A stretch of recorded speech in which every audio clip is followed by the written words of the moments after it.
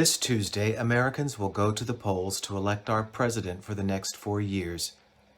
To say that there is nervousness about this election would be a vast understatement. We're all bombarded daily with apocalyptic messages about the end of America if the election goes one way instead of the other. Many of you are nervous and have told me so. And so I've wondered what, if anything, I should say to the congregation in such a moment.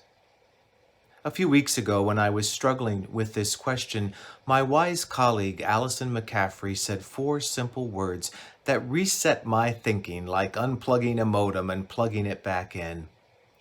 She listened patiently to me as I laid out my concerns, and then she replied, "We have the gospel." As soon as she said it, I knew she was right. What the church has to offer in this age and every age is the gospel. And this gospel stands above every other human institution, every government, every ideology. The message of the gospel calls us as individuals and as a congregation to a lifestyle, a way of being in the world that is not dependent on having our candidate in the White House. In his very first sermon, Jesus summed up the work of his gospel with 2 verses from the prophet Isaiah.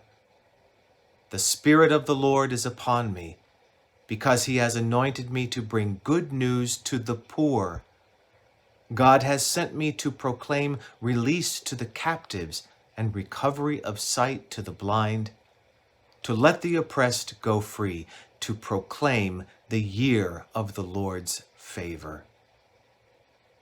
No matter what happens on Tuesday, our work as followers of Jesus will be the same: to do those things that Jesus did.